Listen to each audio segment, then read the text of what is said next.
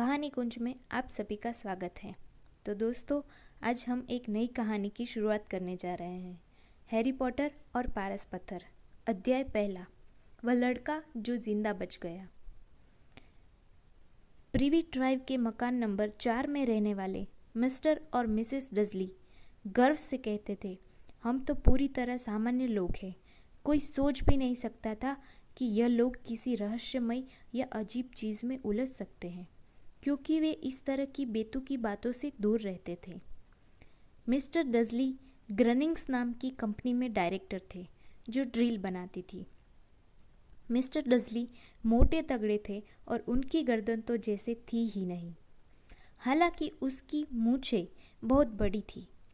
Mrs डजली सुनहरे बालों वाली दुबली महिला थी और उनकी गर्दन सामान्य से लगभग दुबली थी। यह लंबी गर्दन उनके बहुत काम आती थी, क्योंकि वे बगीचे के मुंडेर के पास ताक झाक करने में और पड़ोसियों की जासूसी करने में अपना बहुत सा समय बिताती थी। उनका एक छोटा सा बेटा भी था जिसका नाम डडली, और मिस्टर एंड मिसेस डजली का मानना था कि दुनिया में उससे अच्छा बच्चा हो ही नहीं सकता। उनके पास वह सब कुछ था जो वे चाहते थे, पर उनकी जिंदगी में एक रहस्य भी था और उन्हें सबसे ज़्यादा डर इसी बात से लगता था कि कहीं वह रहस्य किसी को पता न चल जाए। वे यह सोच भी नहीं सकते थे कि अगर किसी को पॉटर परिवार के बारे में पता चल गया तो उनका क्या होगा। मिसेस पॉटर मिसेस डजली की बहन थी, परंतु वे कई सालों से एक दूसरे से नहीं मिली थी।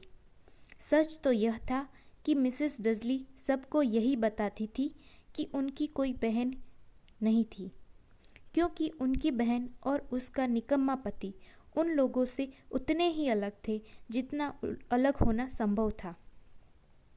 यह सोचकर ही डजली पति पत्नी के होश उड़ जाते थे कि अगर पॉटर पति पत्नी उनकी गली में आ गए तो उनके पड़ोसी क्या कहेंगे। वे जानते थे कि उनका एक छोटा सा बेटा भी था, पर उन्होंने उसे कभी नहीं देखा था। यह बच्चा भी एक बड़ा कारण था जिस वजह से वे पॉटर पति पत्नी से दूर रहते थे। वे नहीं चाहते थे कि डडली इस तरह के बच्चे से मिले जुले। जब मिस्टर और मिसेस डजली का उस बेजिल मंगलवार को सोकर उठे जहाँ से हमारी कहानी शुरू होती है, तो बादलों से भरे आसमान को देखकर कोई भी यही नहीं सोच सकता कि पूरे देश में अजीबोगरीब और रहस्यमय घटनाएं जल्दी ही होने वाली है। मिस्टर डजली ने ऑफिस जाने के लिए गुनगुनाते हुए अपनी सबसे बोरिंग टाई निकाली और मिसेस डजली चहकते हुए इधर उधर की बातें करती रही। इनके साथ ही वे हल्ला मचा रहे डडली को ऊंची कुर्सी पर बिठाने के लिए उसके साथ कुश्ती भी लड़ती जा रही थी। उनमें से किसी को भी यह नहीं दिखा कि एक बड़ा सा भूरा उल्लू उनकी खिड़की के पास से पंख फड़फड़ाते हुए गुजर गया। 8:30 बजे मिस्टर डजली ने अपना ब्रीफकेस उठाया, पत्नी का गाल थपथपाया और डडली को चूमने की कोशिश की, परंतु वह ऐसा नहीं कर पाए, क्योंकि डडली उस समय झुंझला रहा था और अपना नाश्ता दीवार पर फेंक रहा था। शैतान कहीं का, मिस्टर डजली ने घर से निकलते समय हंसकर लाड से कहा। वे अपनी कार में बैठे और 4 नंबर की पोर्ट से बाहर आ गए। सड़क के मोड़ पर डजली को पहली अजीब चीज दिखी, एक बिल्ली जो नक्शा पढ़ रही थी। एक पल को तो डजली यह समझ ही नहीं पाए कि उन्हें क्या देखा था। फिर उन्होंने सिर झटका और दोबारा देखा।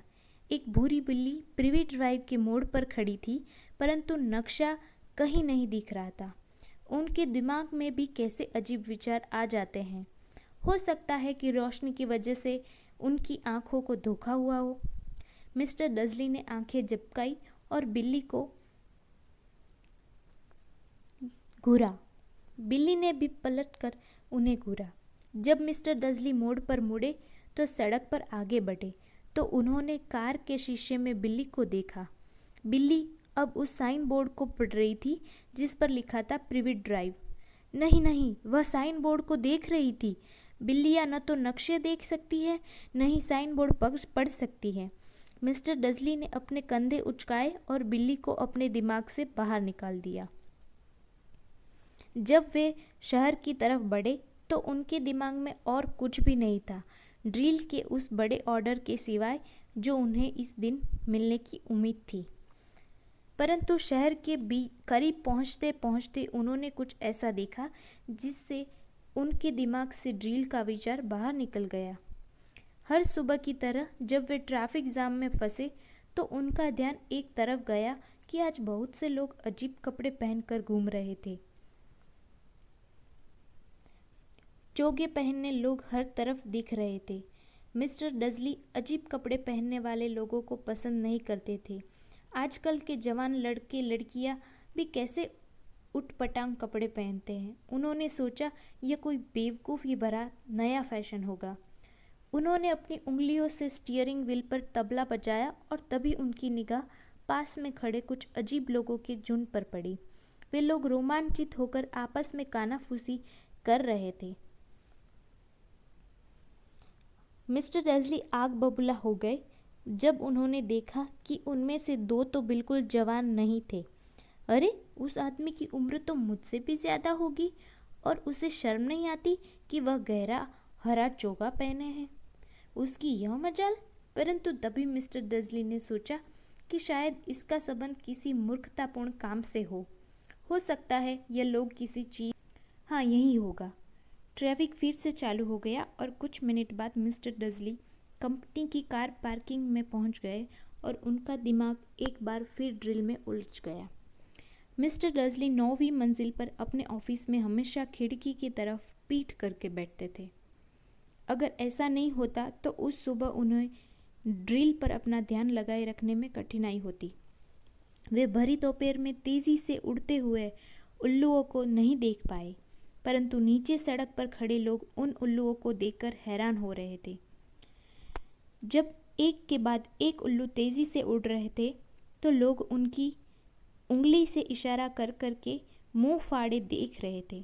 उनमें से ज़्यादातर लोगों ने रात में भी उल्लू नहीं देखा है। बहरहाल मिस्टर डजली की सुबह पूरी तरह सामान्य गुजरी, जिसमें उल्लुओं को नामो निशान नहीं था। उन्होंने 5 लोगों को डांटा, कई ज़रूरी टेलीफोन किए और वे फ़ोन पर भी चीखते चिल्लाते रहे।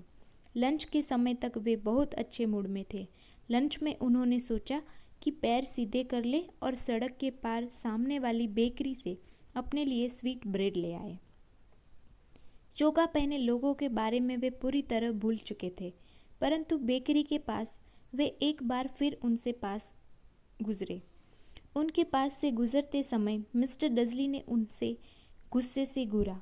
न जाने क्यों उन्हें देखकर वे थोड़े परेशान से हो गए। ये लोग भी रोमांचित होकर कानाफूसी कर रहे थे और उनके हाथ में चंदा मांगने वाला डिब्बा भी नहीं दिख रहा था। वापस लौटते समय मिस्टर डजली की थैली में एक बड़ी स्वीट ब्रेड थी और जब वे एक बार फिर उन लोगों के पास आए तो उन्हें उनकी बातचीत के कुछ शब्द सुनाई दिए। पॉटर परिवार? हाँ, सही है, मैंने यही सुना है। हाँ, उनका बेटा हैरी। मिस्टर डजली के पैरों को जैसे लकवा मार गया। डर के मारे उनके होश उड़ गए। उन्होंने कानाफूसी करने वालों की तरफ देखा, जैसे उनसे कुछ पूछना चाहते हो, परंतु फिर उन्होंने इसी में अपनी भलाई समझी कि ऐसा न किया जाए। उन्होंने सड़क के पार दौड़ लगा दी, धड़धड़ाते हुए अपने ऑफिस में घुसे, अपनी सेक्रेटरी को फटकारा कि वह उन्हें डिस्टर्ब न करे, झपट कर फ़ोन उठाया और घर का नंबर लगभग पूरा डायल कर लिया था कि तभी उन्होंने अपना इरादा बदल दिया। उन्होंने रिसीवर दोबारा नीचे रख दिया और अपनी मूंछों पर हाथ फेरने लगे। वे सोच रहे थे, नहीं, वे भी कितनी बड़ी बेवकूफ़ी करने जा रहे थे। पॉटर नाम के बहुत से लोग होते हैं। उन्हें विश्वास था कि पॉटर नाम के ऐसे भी कई लोग होंगे जिनके बेटे का नाम हैरी होगा, और अगर देखा जाए तो उन्हें यह भी पक्का पता नहीं था कि उनके भांजे का नाम हैरी ही था। उन्होंने उसे कभी नहीं देखा था। उसका नाम हार्वे या हैरोल्ड भी तो हो सकता था। मिसेस डजली को चिंता में डालने से क्या फ़ायदा। अपनी बहन का नाम सुनते ही वे हमेशा बहुत परेशान हो जाती थी और इसमें मिसेस डजली की भी क्या गलती थी अगर उनकी अपनी बहन इस तरह की होती। परंतु फिर भी चोगा पहने लोग। उस दोपहर ड्रिल पर ध्यान लगाए रखने में उन्होंने बहुत कठिनाई हुई और जब वे 5 बजे ऑफिस की बिल्डिंग से बाहर निकले तो इतने परेशान थे कि गेट से निकलते ही एक आदमी से टकरा गए। सॉरी, वे हड़बड़ाहट से बोले, क्योंकि उनकी टक्कर से एक ठींगना बूढ़ा आदमी लड़खड़ाकर लगभग गिर गया था। कुछ सेकंड बाद जाकर मिस्टर डजली का ध्यान उस तरफ गया कि उस आदमी ने बैंगनी चोगा पहन रखा था। टकराने और ज़मीन पर लगभग गिर जाने के बाद भी वह कतई नाराज़ या परेशान नहीं दिख रहा था। इसके बजाय उसके चेहरे पर चौड़ी मुस्कान खिली थी। उसने अपनी चिंचियाती सी कांपती आवाज़ में कहा और उसकी आवाज़ इतनी अजीब थी कि आसपास के लोग उसे घूरने लगे। कोई बात नहीं, आज मुझे कोई भी चीज़ परेशान नहीं कर सकती है। खुशियाँ मनाओ, क्योंकि तुम जानते हो कौन अब आखिरकार चला गया है। आज का दिन इतनी खुशी का है कि तुम्हारे जैसे मगलुओं को भी जश्न मनाना चाहिए।